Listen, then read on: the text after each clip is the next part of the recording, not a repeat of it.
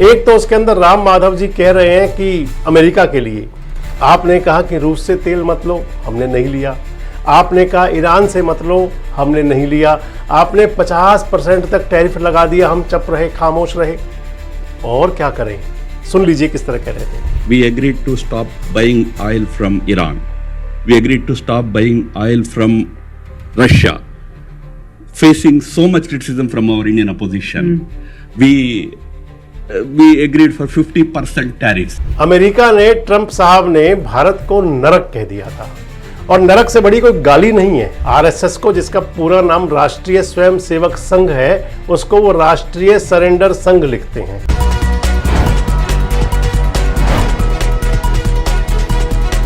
दोस्तों नमस्कार, मैं संजय मग्गू और मौजूद है देश रोजाना के डिजिटल मीडिया मंच पर। एक बड़ी पुरानी कहावत है कि बात जब निकलती है तो दूर तक जाती है।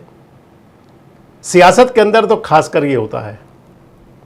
इस समय पूरे देश की राजनीति के अंदर एक चर्चा है, और वो चर्चा है राम माधव के एक बयान की। आपको बता दूं, राम माधव भारतीय जनता पार्टी के बड़े नेता हैं। इससे पहले राष्ट्रीय स्वयंसेवक संघ में वो प्रचारक रहे हैं। आरएसएस से उनकी बीजेपी में एंट्री हुई। राम माधव जी पहुंचे हुए थे अमेरिका में। अमेरिका के अंदर हडसन इंस्टीट्यूट है, उसके अंदर कार्यक्रम था। राम माधव जी वह संबोधन दे रहे थे, और उनके संबोधन में, वो संबोधन कम बातचीत ज्यादा थी। उस जो वार्ता है उसके अंदर तीन प्रमुख बातें आती हैं। एक तो उसके अंदर राम माधव जी कह रहे हैं कि अमेरिका के लिए, आपने कहा कि रूस से तेल मत लो, हमने नहीं लिया। आपने कहा ईरान से मत लो, हमने नहीं लिया। आपने 50% तक टैरिफ लगा दिया, हम चुप रहे, खामोश रहे। और क्या करें, सुन लीजिए किस तरह कह रहे थे। We lagged behind. We agreed to stop buying oil from Iran. We agreed to stop buying oil from Russia, facing so much criticism from our Indian opposition. We agreed for 50% tariffs. Agreed means we did not say anything. We maintained our patience. 50% tariffs we agreed. Today, in the new trade deal also, we agreed for 18% tariffs, higher than what it used to be. I mean, average tariff. So, where is India lagging behind in that? What are those issues that where India is not doing enough? जब राम माधव जी थे तो उसी दौरान राष्ट्रीय स्वयंसेवक संघ के जो number 2 हैं दत्तात्रेय होसबोले साहब, वो भी अमेरिका में ही थे। अब हालांकि राम माधव जी बाद में कह चुके हैं कि भाई मेरे से ये गलती हो गई, मैंने गलत कहा है। गलत क्यों कहा है, अब यही सवाल आ जाता है। दरअसल आपको ध्यान होगा, लालकृष्ण आडवाणी जी पाकिस्तान में गए थे, मोहम्मद अली जिन्नाह की दरगाह पर सजदा करके आए थे वहां पर, और उसके बाद वो ट्रोल हो गए थे पूरी तरह से। माना यह गया था, उस समय जो सियासी चर्चाएं भी चली थी कि राष्ट्रीय स्वयंसेवक संघ ने, आरएसएस ने ही, क्योंकि मोदी जी को प्रमोट करना था, आडवाणी जी को डाउन करना था, और ये इंटरनल कोई पॉलिटिक्स थी। उसके बाद में आरएसएस ने आडवाणी साहब की तरफ से हाथ खींच लिया और मोदी जी आगे हो गए। आडवाणी जी जो वेटिंग प्रधानमंत्री थे, वो वेटिंग ही रह गए। इस समय वो भारतीय जनता पार्टी के, आप उन्हें महापुरुष कह सकते हैं, भारतीय जनता पार्टी के वो सर्वे सर्वा कह सकते हैं, लेकिन इंतजार उनको बहुत रहा कुछ जो मिलना चाहिए था उस मिलने का।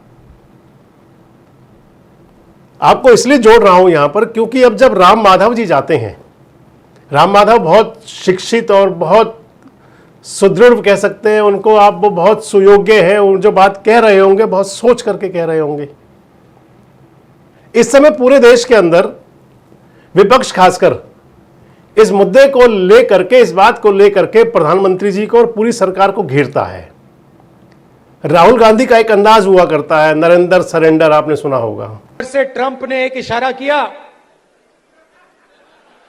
फोन उठाया, कहा मोदी जी क्या कर रहे हो?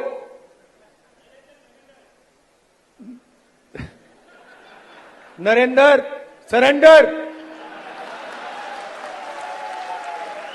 और जी हजूर करके नरेंद्र मोदी जी ने ट्रंप के इशारे का पालन किया।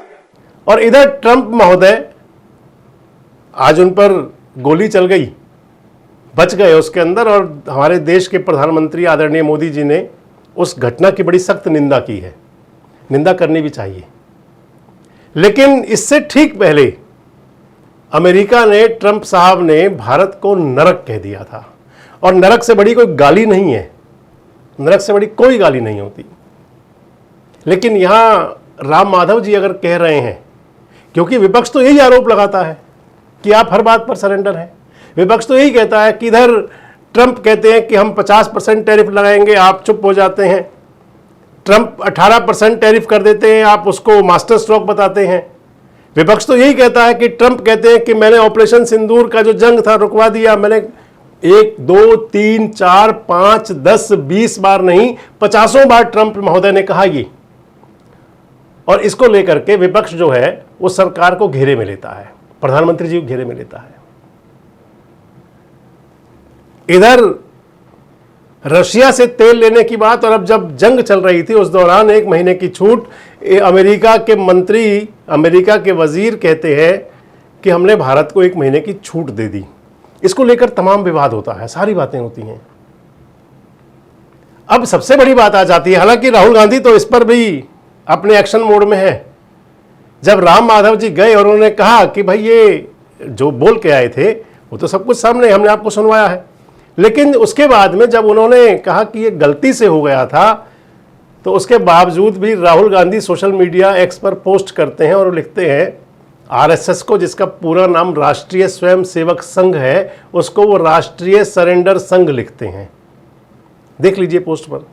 यानी कि जिस प्रकार उन्होंने प्रधानमंत्री जी के लिए कह दिया था नरेंद्र सरेंडर, अब राष्ट्रीय सरेंडर संघ कह रहे हैं।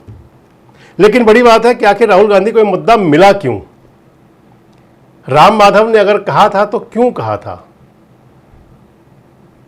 क्या किसी प्रायोजन का कोई हिस्सा तो नहीं है? क्योंकि काफी समय बीच में बातें चलती रहती हैं, सोशल मीडिया गॉसिप होते हैं, हालांकि इन बातों का आधार क्या होता है इसकी कोई पुष्टि तो होती नहीं, लेकिन ये बातें कई बार आती रही कि सरकार और संगठन यानी कि भारतीय जनता पार्टी और राष्ट्रीय स्वयंसेवक संघ, इनके अंदर सब कुछ ठीक नहीं है। तो जिस प्रकार से लालकृष्ण आडवाणी जी जिन्ना साहब की दरगाह पर जाकर के सजदा करके आए थे, कहीं कोई वही अंदाज तो नहीं है राम माधव जी का अमेरिका की यूनिवर्सिटी में जाकर के बोलने का? क्या वाकई राम माधव जी से गलती हो गई थी और या कोई छुपा हुआ एजेंडा है? कमेंट बॉक्स में जरूर बताएं। जुड़े रहें हमारे साथ, देखते रहें देश रोजाना। सब्सक्राइब करें देश रोजाना के YouTube चैनल को और नई वीडियो की नोटिफिकेशन पाने के लिए बेल आइकन जरूर दबाएं। अगर आप ये वीडियो Facebook या Instagram पर देख रहे हैं तो पेज को लाइक और फॉलो जरूर करें और ज्यादा से ज्यादा शेयर करें।